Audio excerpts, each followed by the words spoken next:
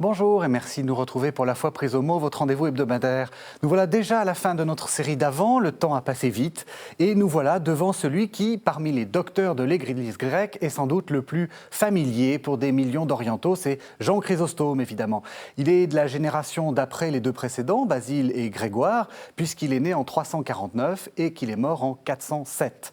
Ascète, pasteur, évêque de Constantinople, c'est surtout un esprit fougueux et un extraordinaire prédicateur, d'où son surnom de Chrysostome, qui signifie bouche d'or. Alors qui fut-il? Pourquoi est-il si important parmi les pères grecs? Pour mieux le découvrir, deux invités. Catherine Brochmetzer, bonjour. Bonjour. Vous êtes maître de conférence à l'université Bordeaux-Montaigne et vous êtes également enseignante au Centre Sèvres, les facultés jésuites de Paris.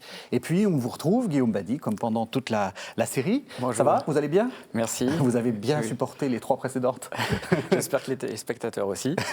Vous êtes toujours chargé de recherche au CNRS, à l'Institut des sources chrétiennes, et vous enseignez à l'Université catholique de Lyon. Alors, on va peut-être commencer par situer un peu la vie de Jean Chrysostome. Je l'ai dit, donc il naît en 349. Est-ce qu'on a un peu une idée de dans quel milieu, enfin, comment petit Jean Chrysostome, comment vit-il? Oh, commencez, Catherine Brochmetzer. Bon, oui, sa date de naissance même, en gros, c'est autour de 349. Oui, On n'a pas de certitude absolue, mais voilà.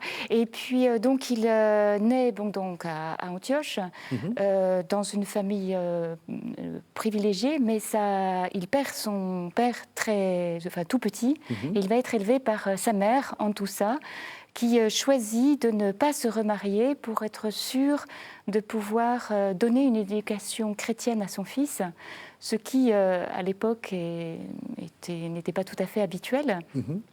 Et qui va d'ailleurs susciter l'admiration d'un des maîtres de Jean Chrysostome, peut-être Libanios, le grand représentant des études classiques à Antioche, auprès duquel Jean Chrysostome va se former jusqu'à son baptême à l'âge de 18 ans. Oui, parce qu'on se baptisait plutôt tard. Oui, 18 le baptême ans, des petits-enfants, c'est bien postérieur. Oui, et un baptême à 18 ans, c'est déjà une preuve d'engagement tout à fait sérieux de la part de Jean Chrysostome. Alors là, Guillaume Badi, ça nous fait changer un peu d'univers, puisque on rappelle un peu, au début, on avait commencé avec Athanas, c'était plutôt Alexandrie. Ensuite, on a parlé plutôt des Cappadociens, donc c'est plutôt la Turquie. Et puis maintenant, on est toujours en Turquie, mais on va sur la côte. Et là, c'est Antioche, donc c'est un troisième centre. Comment est-ce qu'on peut le caractériser par rapport aux deux premiers? Quelle est la différence ou la caractéristique d'Antioche? Alors, c'est une ville grecque au milieu du pays syrien, c'est en Syrie. Aujourd'hui, c'est en Turquie, la ville d'Antakya. Et c'est quelque chose de beaucoup plus important que ce qu'on peut imaginer aujourd'hui. Et il y avait des centaines de milliers d'habitants, une vie culturelle extrêmement vivante, une vie païenne, une vie religieuse juive. C'était un climat effervescent qui pouvait rivaliser même avec la splendeur d'Alexandrie. Donc là encore, le lien avec le paganisme, vous l'avez dit, Libanios, donc c'est pas du tout un chrétien, c'est un maître païen. C'est un maître païen. Alors, on n'est pas sûr que ce soit Libanios qui ait vraiment été le maître de Chrysostome dans ses études qui furent apparemment très brillantes. Et il y a sûrement eu du dépit de la part de son maître, quel qu'il ait été, lorsque Jean Chrysostome a choisi non pas la brillante carrière qui s'offrait à lui, mais une vie qui au départ pour lui devait être une vie de philosophie, une vie de chrétien dans le désert. Il y avait tout près d'Antioche beaucoup de moines qui vivaient sur le mont Silpios, au pied duquel la ville a été bâtie. Et il y avait cet exemple constant pour les Antiochiens de cette vie, l'idéal de vie évangélique vécu par les moines à côté d'eux. Donc Jean Chrysostome a eu d'abord cette aspiration qu'il a dû retarder parce qu'il a voulu rester avec sa mère qui était seule avec lui. Mais quand même, il a une longue période qu'on dit souvent ascétique. Est-ce qu'on peut dire que c'est monastique? Enfin, comment est-ce qu'on peut comprendre ces années pendant vraiment, on dit 372, 378, donc une bonne expérience, on va dire. Oui, alors il semblerait qu'il y ait eu 2 temps, peut-être d'abord un temps d'expérience ascétique un peu collective, enfin à l'ascétérion d'un certain Diodore. Et puis ensuite, il semblerait qu'il se soit vraiment retiré en ermite, où Palladios, son biographe, dit qu'à ce moment-là, il apprend par cœur les testaments du Christ. Donc, ce qui va se retrouver après dans toute la suite de sa vie, c'est-à-dire un contact vraiment très profond avec les Écritures, puisque les testaments du Christ, en fait, désignent probablement Ancien et Nouveau Testament. Et Jean Chrysostome va citer volontiers, il va vivre de cette écriture qu'il a apprise par cœur. Pourquoi est-ce qu'on était autant attiré par la vie ascétique à cette époque-là? Enfin, qu'est-ce qu'on y trouvait? Pourquoi est-ce que c'était autant à la mode? Parce que c'est un peu ça. Alors, il y avait probablement l'idée d'aller jusqu'au bout de sa foi. Probablement aussi l'idée d'échapper à d'éventuelles compromissions du monde. La vie sociale qui pouvait impliquer, par exemple, un certain train de vie, un certain type de relation avec l'État. Et donc, il y avait cette idée de se libérer pour vraiment mener cette expérience ascétique. On continue, parce qu'on va aller assez vite dans la vie et parce que je crois que les téléspectateurs vont vite comprendre que c'est une vie un peu d'aventure, Jean Chrysostome. C'est pas du tout une vie monastique tranquille. On pourrait faire un très bon péplum, à mon oui, avis. c'est ça, parce que juste, donc on est autour des années 378 et il se fait récupérer, si on peut dire, par son évêque. Alors l'évêque Mélès a besoin d'orateurs brillants qui lui permettent de répandre la foi, une foi plus conforme au credo de Nicée, donc la foi en la divinité du Fils, sachant que Mélès a été entaché assez tôt d'un soupçon d'hérésie. Qui peut-être au départ était justifié, mais Mélès a longtemps cherché à se rattraper en quelque sorte. Et aussi, il avait besoin de quelqu'un capable de s'occuper. Il était diacre, Jean Chrysostome, pendant 5 ans, de 381 à 386. Et donc, il était en charge concrètement de la gestion des biens de l'Église, qui commençait à être riche. Il s'est occupé concrètement des pauvres d'Antioche. Et aussi, il a participé à la liturgie, il faisait des lectures, certaines prières, et il était en lien aussi avec les moines. Et donc, il a servi également de lien avec les moines. Ce que vous dites est intéressant à propos de l'hérésie, parce que c'est vrai que dans l'imaginaire collectif, on a l'impression que les hérésiarques, c'était des méchants qui étaient, qui persistaient dans l'erreur, etc. Là, vous dites, pour le cas de Mélès, c'est quoi? C'est un type qui n'a pas vraiment compris le nouveau credo, qui est un peu malheureux dans ses formulations. Comment est-ce qu'on devient hérétique à cette époque-là? Ça peut être juste ça, un peu manque de compréhension. Un manque de compréhension, je pense que c'est très net. Beaucoup d'évêques n'avaient pas la formation nécessaire pour comprendre la différence entre le fait que le Fils est consubstantiel au Père ou qu'il est de substance semblable. Encore aujourd'hui, peut-être que beaucoup de gens seraient déconcertés par ces termes qui sont inspirés de la philosophie. Et ça a été le cas aussi de beaucoup de gens de bonne foi qui voulaient la paix de l'Église. Et le credo du Fils consubstantiel n'arrangeait pas la paix de l'Église. Beaucoup de gens essayaient de trouver une voie sans fondamentalement être hérétique, une voie qui permette de trouver une solution. Et Mélès est symptomatique de ce qui s'est passé au IVe siècle, c'est qu'il a fait partie de ceux qui ne professaient pas le Fils consubstantiel, mais qui a fini comme président du Concile de Constantinople en 381, soutenu par l'empereur. C'est le concile qui va réaffirmer avec netteté la consubstantialité du Fils. Alors on revient à notre Jean Chrysostome. Là, donc il est un peu en mission de blanchiment d'évêques, si on peut dire, et surtout comment on peut dire ça, d'évangélisation, quel est son rôle? Alors, en tout cas, il va énormément prêcher à Antioche, notamment à partir du moment 386 où il devient prêtre. Et là, c'est vraiment, il va y avoir 12 années de bonheur, en fait, entre Jean Chrysostome et le peuple d'Antioche, qui vont être, si j'ose dire, lancés par un événement très précis, dont il est, je crois, important de dire 2 mots. Oui. C'est la sédition des statuts, puisque à la suite, en fait, d'une levée d'impôts, il va y avoir une révolte à Antioche. Et à la suite de cette révolte, donc, des statues impériales vont être renversées. Et là, l'empereur menace de raser la ville, chose qu'il...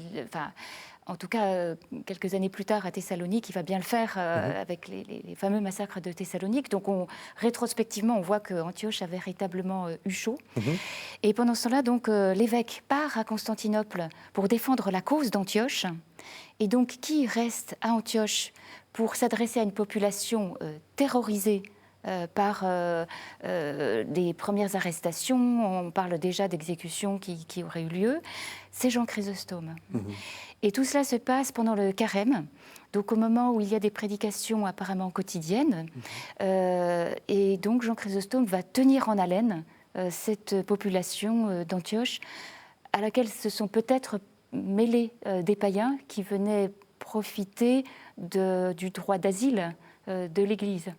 Voilà. Et donc, évidemment, cette période de terreur vécue ensemble a créé des liens très profonds entre Jean Chrysostome et la ville d'Antioche. C'est très curieux, cette histoire de statue. Moi, ça m'a toujours frappé parce que l'Empire est censé être chrétien, donc les statues, finalement, n'ont aucune importance.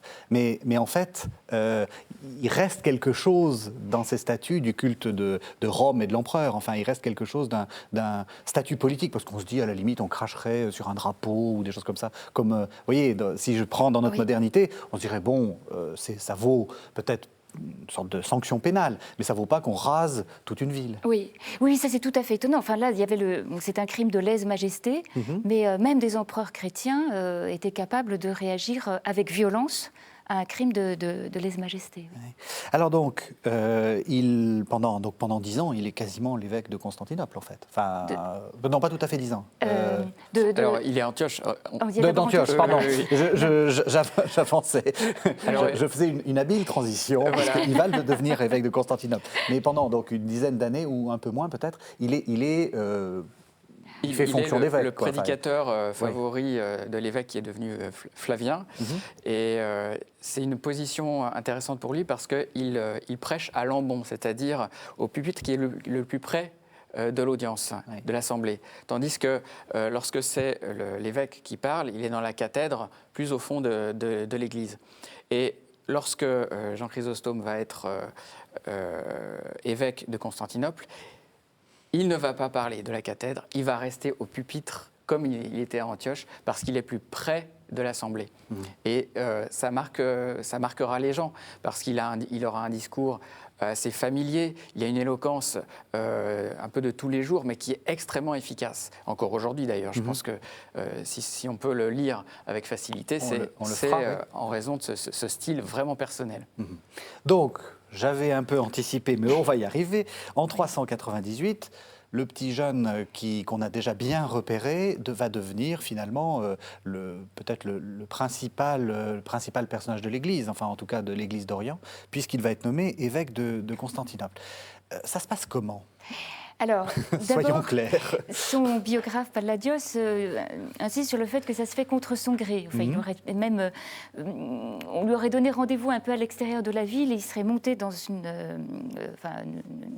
voiture qui l'aurait emmené à Constantinople. Ah oui, on l'a quasiment enlevé, quoi. Voilà. Alors, il est possible aussi qu'il y ait un petit côté topos, parce qu'il n'est pas le seul à qui ça serait arrivé, mais il est possible que ce n'ait pas été effectivement, ou qu'il y ait eu un peu un effet de surprise. Peut-être dit-on cela aussi pour montrer que ça n'était pas par ambition personnelle qu'il était venu à Constantinople. Et en fait, son élection au siège de Constantinople va causer de très grandes jalousies, notamment celle de Théophile d'Alexandrie. Qui s'y serait bien vu. Qui s'y serait bien vu et qui va poursuivre de sa haine Jean Chrysostome. Oui. Voilà. Et donc, il arrive à Constantinople et là, Alors, au départ, ça a l'air de se passer pas mal. Oui. C'est-à-dire qu'il y a notamment une homélie où il félicite l'impératrice d'avoir, à pied, lors d'une célébration, porté les reliques de statues jusqu'à un sanctuaire qui est un petit peu à l'extérieur de la ville. Et donc là, ça montrait vraiment que l'empereur et l'impératrice s'engageaient vraiment en tant que chrétiens. Donc les choses avaient l'air d'aller très bien. C'est même une homélie dans laquelle c'est une des seules allusions au Magnificat qu'on puisse trouver. Elle lui dit, mais toutes les générations te diront bienheureuse, et il l'applique à l'impératrice. Ce qui est évidemment rétrospectivement tout à fait étonnant, puisque c'est probablement cette impératrice qui va causer la mort de Jean Chrysostome au moment où les choses vont se gâter. Oui, parce que ça finit par se gâter. Ça va se gâter grandement. Alors pour plusieurs raisons, Jean Chrysostome va se désolidariser du train de vie qu'il voit à la cour impériale, et donc il en est profondément choqué. Il est possible qu'il ait suscité aussi une jalousie de type économique, parce que de fait, étant évêque de Constantinople, il se trouvait à la tête d'une grande fortune qui était là pour être redistribuée pour les pauvres, mais qui a pu susciter l'inquiétude dans le milieu impérial parce que on pouvait penser que ça lui donnait un pouvoir peut-être équivalent à celui de l'empereur. Vous voulez dire qu'il le donnait vraiment aux pauvres, en fait? Oui. C'est ça, enfin, je veux dire il le donnait aux pauvres. Voilà, Ça, vraiment... c'est ça qui a inquiété le... ça fait partie des griefs qui lui ont été reprochés, dans le fameux synode du Chêne qui va aboutir à sa déposition. On va notamment aussi lui reprocher d'avoir vendu des biens d'église, des vases sacrés, pour pouvoir nourrir les pauvres. En préparant cette émission, vous m'avez dit, ça me fait penser au pape François. Il a quelque chose de ça? Oui, c'est-à-dire, je crois de manière assez nette, alors pour différentes raisons, mais c'est cet engagement en faveur des pauvres qui est radical, chez l'un comme chez l'autre. Et puis, en fait, ce caractère fondamentalement évangélique qui va lui donner à l'un comme à l'autre une grande liberté à l'égard des habitudes, qu'elles soient bonnes ou mauvaises.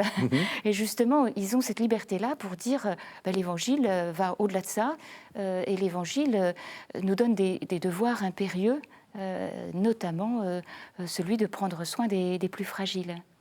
Donc il y a cette liberté de parole que l'on trouve aussi chez l'un comme chez l'autre. En grec, c'est la parrhesia, donc cette franchise, une franchise tranquille et j'allais dire non agressive, mais qui est tellement franche qu'elle en vient à bouleverser le monde. Donc des devoirs impérieux, mais pas justement des devoirs impériaux, et donc ça va enfin on a commencé déjà à le dire, ça va mal se terminer, enfin espérons que ça ne sera pas pareil avec le pape François. À cette époque-là, on peut déposer les évêques. Oui, ce qui est ironique, c'est que c'est le patriarche, l'évêque d'Alexandrie, Théophile, qui est convoqué à Constantinople pour que Jean instruise son procès. Parce que Théophile lui-même, on lui reprochait son action vis-à-vis de moines. Et Théophile va renverser la situation en sa faveur. Il avait beaucoup d'appui à la cour, notamment le couple impérial finit par écouter les ennemis de Jean.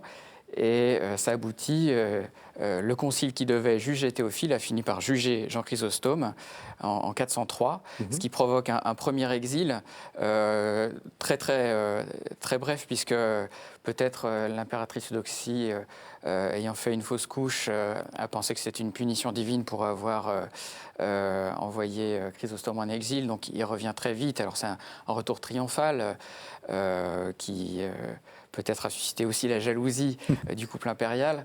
Et puis ça se gâte. À un moment, il y a eu des fêtes en l'honneur de la statue de l'impératrice, alors que l'office du dimanche a lieu.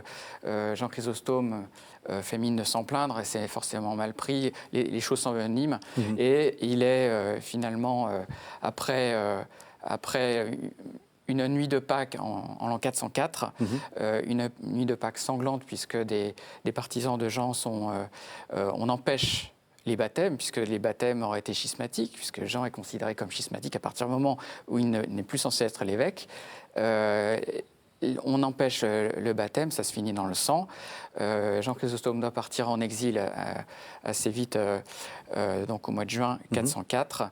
Et en plus, il fait appel au pape Innocent, il fait appel à plusieurs personnages de l'Occident. L'empereur d'Occident, Honorius, écrit à son frère. Et il y a, à partir de là, une affaire, vraiment une affaire d'empire, une affaire politique majeure. Le scandale de son exil provoque même un schisme entre l'Église d'Occident, le pape, et le successeur de Chrysostome à Constantinople. Il y a également des tensions entre Honorius et son frère Arcadios, l'empereur d'Orient. Jean Chrysostome représente un réel danger, si bien qu'en 407, donc il est envoyé à Cucus en Arménie, puis finalement on le laisse mourir sur le chemin d'un exil plus lointain. Il meurt le 14 septembre 407. Donc vraiment, on s'en débarrasse le plus loin possible. Voilà. Et voilà. Est-ce qu'il est réhabilité ? Est-ce que, parce que là, on a l'impression que c'est fini, et puis qu'il est classé parmi enfin, en tout cas, pas parmi les saints. Oui. Les futurs saints, j'allais dire. Oui, absolument. Et d'ailleurs aussi, il n'aura jamais su de toute sa vie qu'il allait passer les siècles à s'appeler Jean Bouche d'Or, Oui. puisque ça sera, ce titre lui sera donné après sa mort. Mais oui, il va être réhabilité. Alors il va y avoir aussi tous ceux qui lui étaient restés fidèles, qu'on appelle les Johannites, qui sont restés à Constantinople. Parmi eux, il y a notamment un certain nombre de diaconesses qui étaient dans le monastère. On reviendra sur la question des femmes. Sur cette question-là. Oui. Mais du coup, alors je le dis aussi parce que on a la connaissance de ce groupe de fidèles de Jean Chrysostome par les fameuses lettres à la diaconesse Olympias qu'il envoie depuis son exil. Voilà. Et donc, il est réhabilité. Il est réhabilité et ses cendres vont être réintroduites en grande pompe à Constantinople. Alors, on va repartir un peu en arrière, c'est-à-dire revoir un peu quels sont les thèmes les plus importants de sa vie. Mais pour commencer, je vous propose qu'on entende quand même un peu du Jean Chrysostome. Vous avez dit qu'il avait une belle éloquence, donc je vous propose qu'on entende un texte qui est issu je sais pas, c'est une prédication, c'est sur la vaine gloire et l'éducation des enfants. C'est du Plutarque christianisé. C'est un manuel d'éducation, non pas cette fois-ci classique, mais chrétienne. Voilà, donc ce sont les paragraphes 39 à 41, c'est dans la traduction d'Anne-Marie Malingret dans les sources chrétiennes. Parle à l'enfant, en le détournant de tout enfantillage, car c'est un philosophe que tu élèves, et un athlète, et un citoyen des cieux. Dis-lui donc et raconte-lui une histoire prise aux Écritures. Que la mère soit assise à côté, quand l'âme du petit enfant est formée par de tels récits, pour qu'elle y collabore, elle aussi, qu'elle approuve ce qui a été dit. Raconte-lui l'histoire pendant le repas, en une seule soirée. Que sa mère lui répète de nouveau la même chose. Ensuite, lorsqu'il l'aura entendu plusieurs fois, demande-lui « Raconte-moi l'histoire » pour qu'il se sente pris d'émulation. Puis, lorsqu'il aura retenu l'histoire, alors tu lui en diras l'utilité. En effet, son âme qui a reçu en elle ce récit peut déjà, avant ton intervention, porter ses fruits. Mais cela ne suffit pas. Emmène-le aussi à l'église en le conduisant par la main et prends soin de l'y emmener surtout lorsqu'on lit cette histoire. Tu le verras alors rayonnant de joie, bondissant et tout content de savoir, lui, ce que les autres ne savent pas, devancer la lecture et la reconnaître et en tirer grand profit. Désormais, la chose est mise en réserve en sa mémoire. Voilà, alors Guillaume Badi, vous vouliez dire quelque chose sur ce texte? Oui, je l'ai choisi parce qu'il montre bien comment cet ascète est devenu pasteur, et non seulement est devenu pasteur, mais peut-être de façon unique parmi les pères de l'Église, a su trouver une pastorale adaptée à ce qu'il avait devant lui. Il a notamment voulu mettre le foyer, la famille, au centre de la spiritualité chrétienne, à l'intérieur de la ville, on peut trouver souvent chez les pères de l'Église un très bel ascétisme, un idéal qui correspond plutôt à celui du désert, et rarement une adaptation. Alors il est connu aussi comme le docteur et on le cite souvent pour ce mot adaptation en grec synkatabasis, capacité que Dieu lui-même a de s'adapter aux hommes pour mieux leur parler et les faire grandir dans la foi. C'est un petit peu ce qui se passe dans la façon que Chrysostome a de s'intéresser à la catéchèse des enfants.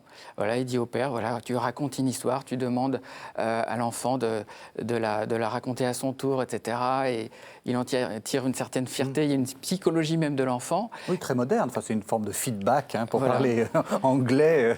C'est ce qu'on nous conseille en pédagogie, il faut toujours que l'enfant répète pour voir si on a compris. Oui, c'est bien vu, enfin, je veux dire, c'est très moderne. Oui, puis il faut l'emmener à l'église ensuite, vous avez entendu, c'est très concret et ça correspond à ce qu'on peut aujourd'hui très facilement faire. Alors donc, c'est un pasteur, c'est quelqu'un qui s'adapte aux circonstances. J'aimerais qu'on revienne sur ce que vous disiez des pauvres. C'est aussi, on peut dire, le prédicateur le prédicateur des pauvres. Il parle tout le temps de ça, de la pauvreté. Mais absolument. Enfin, à tel point d'ailleurs qu'on peut même jouer un jeu en prenant n'importe quel texte biblique et en voyant comment on peut montrer que ce texte-là a pour but de montrer qu'il faut s'occuper des pauvres. Jean Chrysostome y arrivera à tous les coups. Enfin, voilà. Mais alors plus fondamentalement que ça, c'est-à-dire que... Je ne sais pas si c'est... Oui, non, je ne sais pas si c'est une félicitation ou un reproche que vous lui faites. Non, je l'ai dit un peu en plaisantant. Oui. En fait, c'est beaucoup plus profond que ça, évidemment, c'est beaucoup plus fondamental que ça. Oui. C'est-à-dire que vraiment, pour Jean Chrysostome, le pauvre, c'est le Christ. C'est-à-dire qu'il est hors de question de s'approcher de l'Eucharistie si on a volé de l'argent aux pauvres, et voler de l'argent aux pauvres, ça veut dire ne pas lui avoir donné son salaire lorsqu'il le méritait, ne pas lui avoir donné un salaire suffisant. Et de ce point de vue-là, Jean Chrysostome est extrêmement concret. Il y a même des formules qui sont vraiment, enfin, qui sont quasiment la propriété, c'est le vol. Enfin, c'est une question qui a été d'ailleurs débattue, la question d'un communisme de Jean Chrysostome. Alors, c'est-à-dire, on ne trouvera jamais chez Jean Chrysostome la lutte des classes, puisque c'est voilà. Et de ce point de vue-là, on ne peut pas parler de communisme de Jean Chrysostome. Par contre, l'idée qu'il est impossible d'être chrétien sans secourir son frère, ça, on va le trouver de manière tout à fait radicale. Moi, c'est ce qui m'a toujours frappé chez Jean Chrysostome, c'est qu'on a l'impression que, bon, je vais très vite et c'est sans doute un peu faux, mais les pères de l'Église sont très forts, préoccupés d'aumône, etc. Ce que vous dites est juste, ils s'occupent aussi d'une certaine forme de justice sociale. C'est-à-dire qu'il faut aussi donner son salaire à celui qui le doit. Et ça fait partie de la justice. Mais absolument, c'est-à-dire que, par exemple, il dit il est hors de question de faire l'aumône avec de l'argent volé. Et l'argent volé, c'est celui qu'on n'a pas donné à l'ouvrier qui méritait son salaire, etc. Donc là, de ce point de vue-là, enfin, je pense qu'il est étonnamment actuel. Oui. Alors, il y a une autre chose importante que je voudrais vraiment dire à propos de l'aumône, c'est que chez Jean Chrysostome, c'est tellement important qu'elle revêt presque un caractère sacramentaire, avec une pensée très audacieuse, mais la matière du sacrement, c'est l'argent. Oui.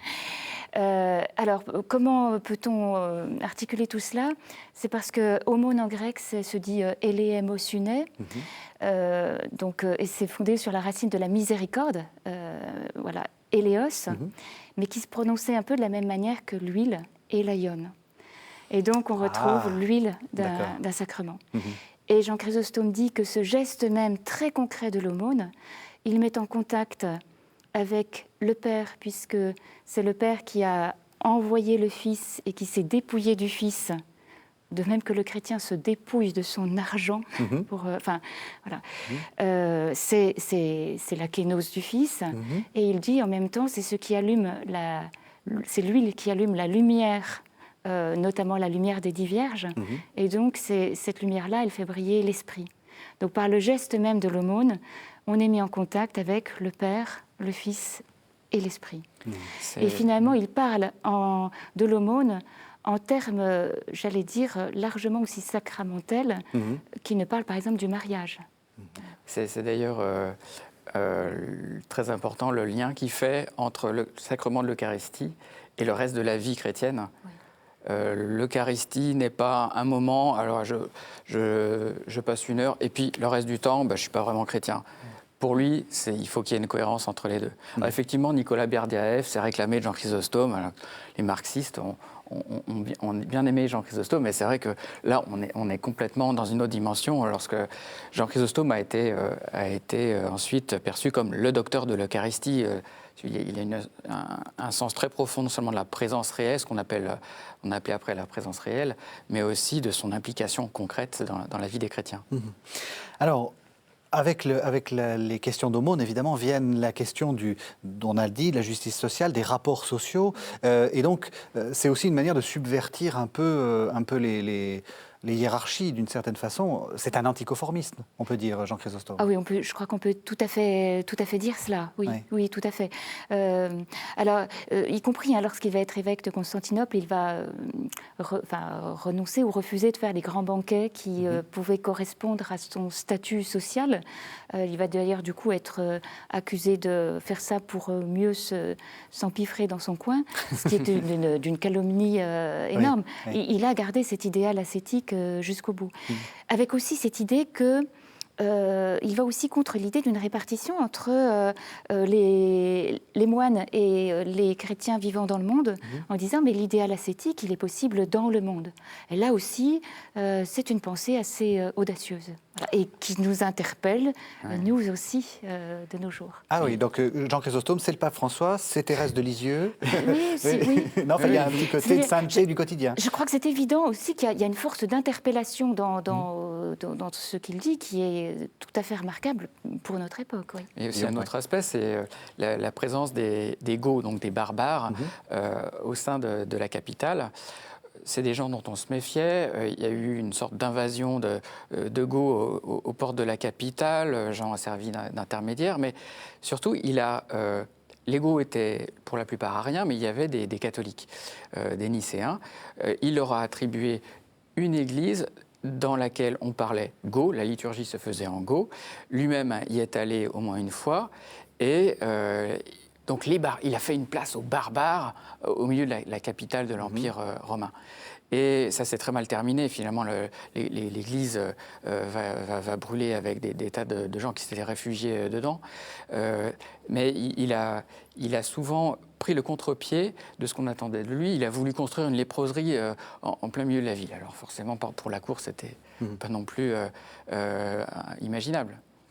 Alors, bon, là, vous dressez l'autel sur lequel on va se prosterner devant Jean Chrysostome. Il y a quand même quelques petites ombres au tableau. Je vous en propose 2. Il y a les Juifs et puis il y a les femmes. Alors, on va peut-être commencer par les femmes. Je pense que vous avez des choses à dire. Je vous propose qu'on entende avant un texte. Alors là, c'est une homélie, donc c'est bien un discours de Jean Chrysostome. C'est l'homélie 13 sur l'épître aux Éphésiens. Et c'est vous qui l'avez traduite. Rougissons, s'il vous plaît, de voir que, tandis que dans les questions matérielles, nous ne cédons en rien aux femmes, ni dans les guerres, ni dans les combats, elles s'engagent plus que nous dans les luttes spirituelles. Elles s'emparent les premières du trophée et volent plus haut que nous comme des aigles, tandis que nous, comme des choucas, nous passons notre temps en bas, autour de l'odeur de graisse et de la fumée. Avez-vous vu le pouvoir de la venue du Christ? Comment il a effacé l'ancienne malédiction? Car voici qu'il y a plus de vierges parmi les femmes, qu'il y a plus de tempérance chez elles, qu'il y a plus de profession de veuvage. Mais alors, dira-t-on, pourquoi le Christ les a-t-il empêchées d'accéder à la chair de l'enseignement? Cela aussi est le signe de la grandeur des hommes de ce temps-là. Lorsque Paul enseignait, dis-moi, et Pierre, ces 2 grands saints, fallait-il laisser une femme se précipiter sur la chose? Mais maintenant, nous en sommes venus à ce point de déchéance qu'on peut se demander pourquoi les femmes n'enseignent pas. À tel point, nous sommes tombés jusqu'à leur faiblesse.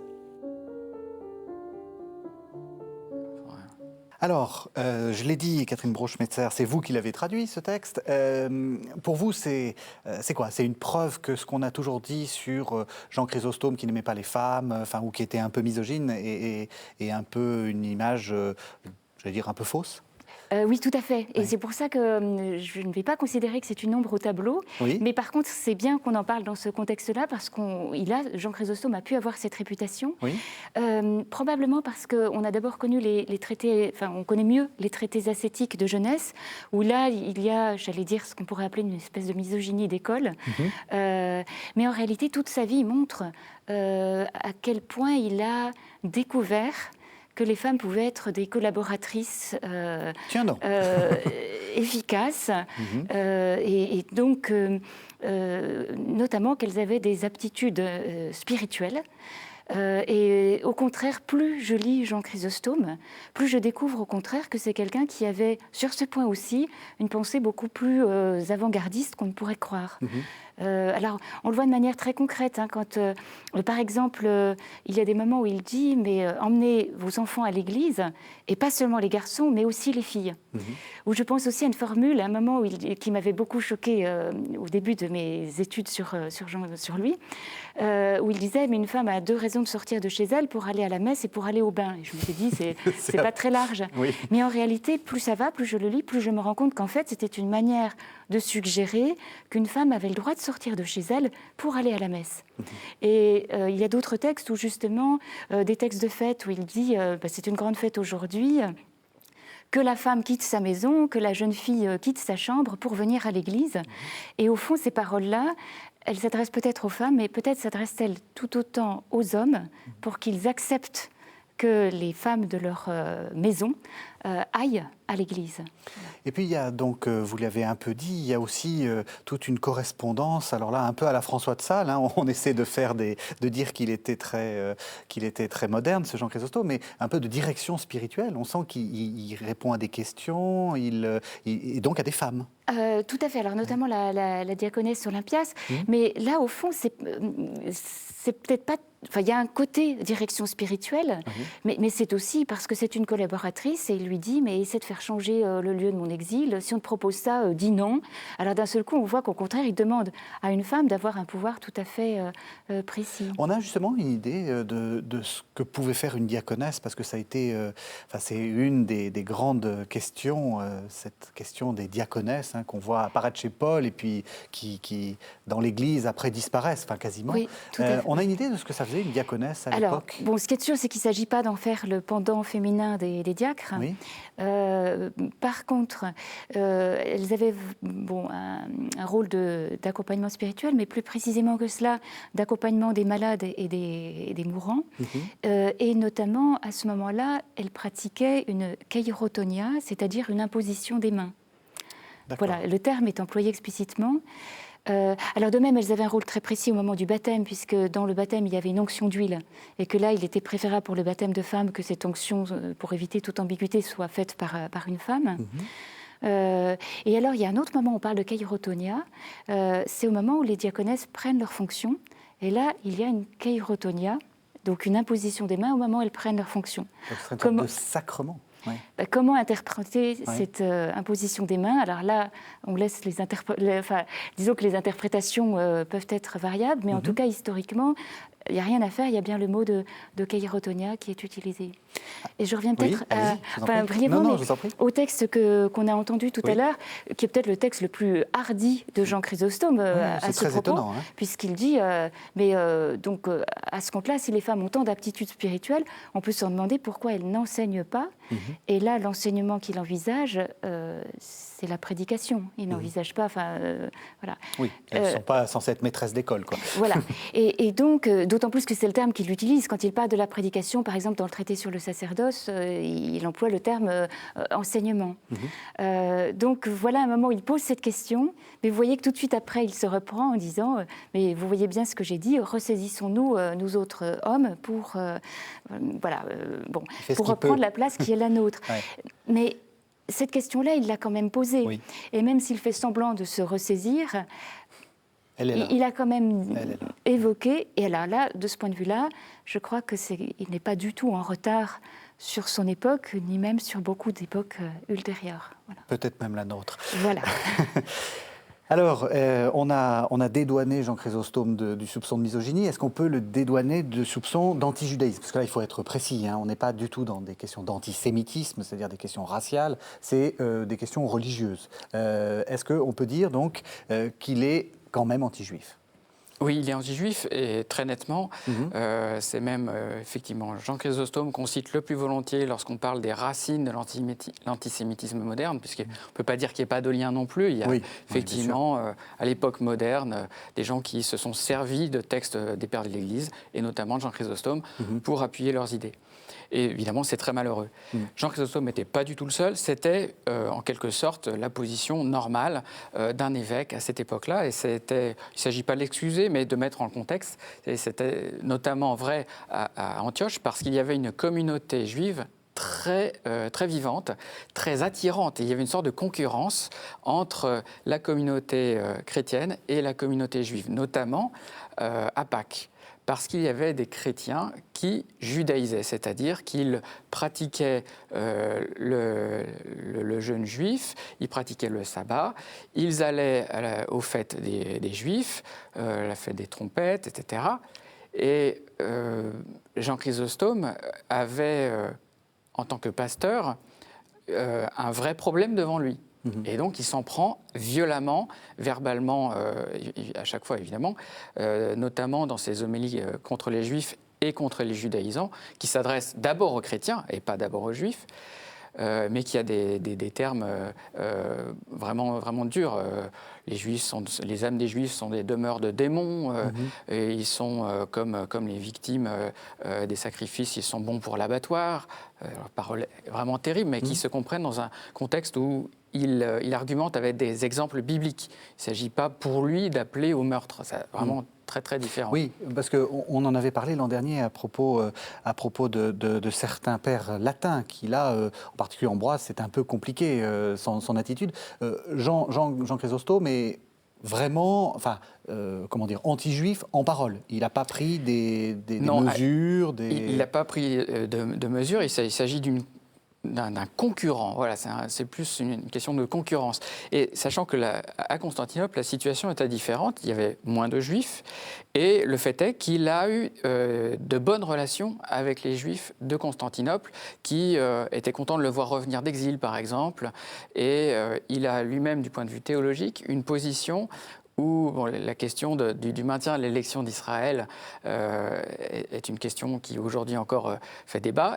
Il a une position plutôt ouverte sur le maintien de l'élection d'Israël. Qu'est-ce qu'on fait quand on travaille sur Jean Chrysostome? Qu'est-ce qu'on fait de ces textes-là? On les lit ou on ne les lit pas?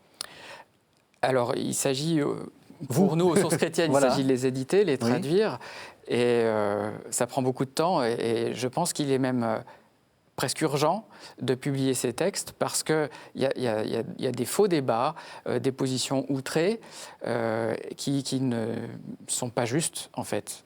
Même si, on ne peut pas rester d'accord avec Jean Chrysostome sur les formules qu'il emploie et sa position alors, on ne peut pas non plus le taxer d'antisémite.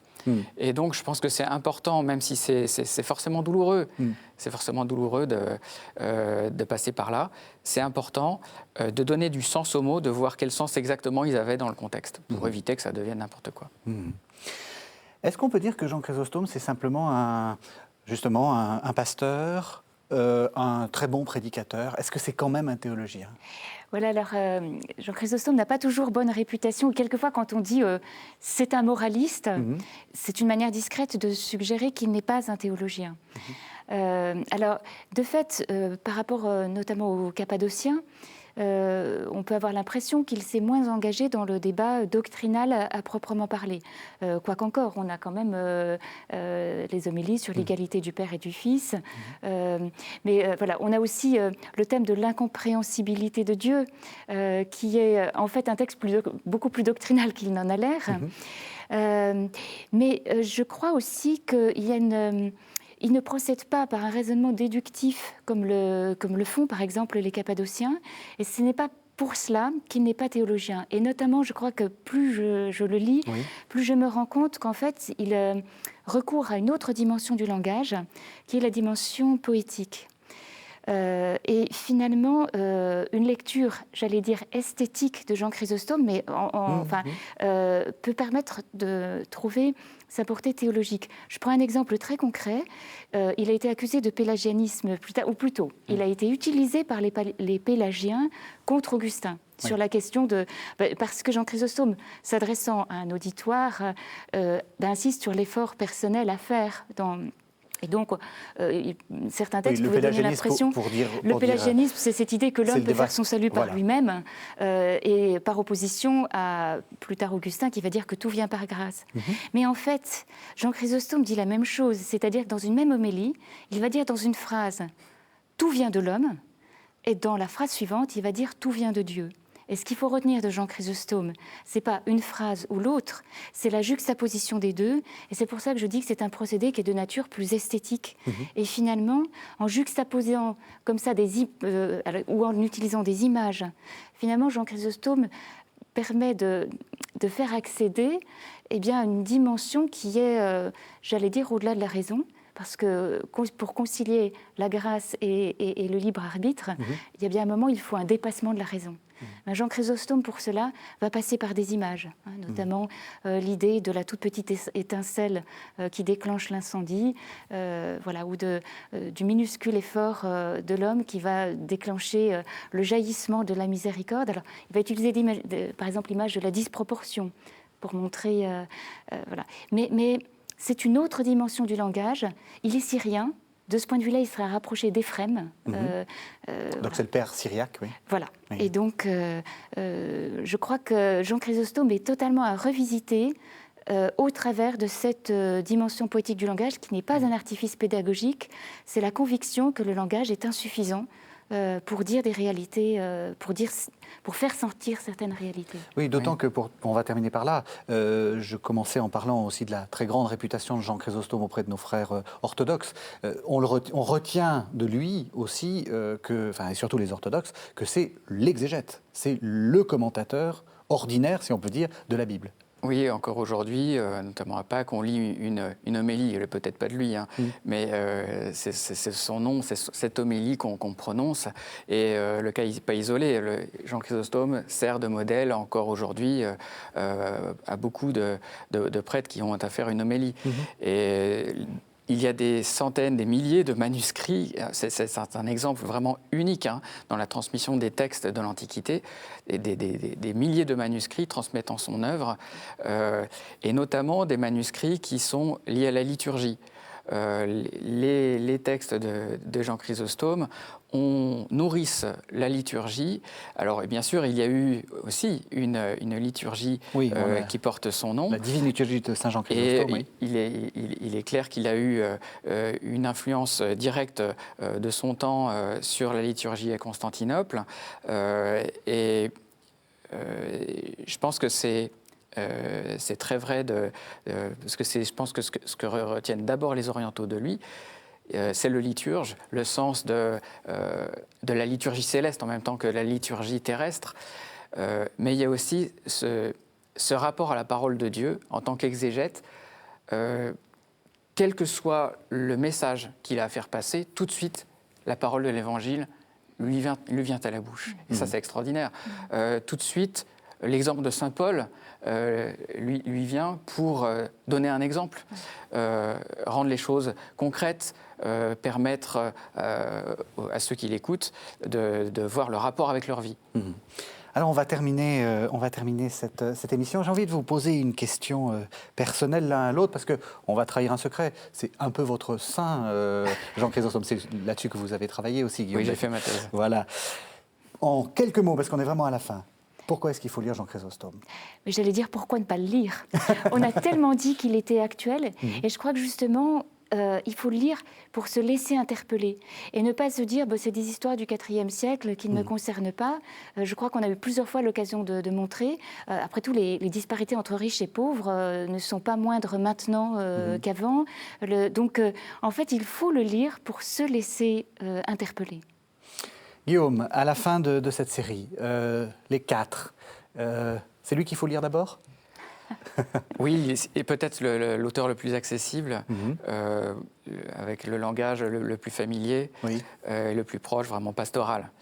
Et je pense qu'effectivement, c'est aussi cette façon de prêcher un évangile assez radical qui détonne par rapport aux autres.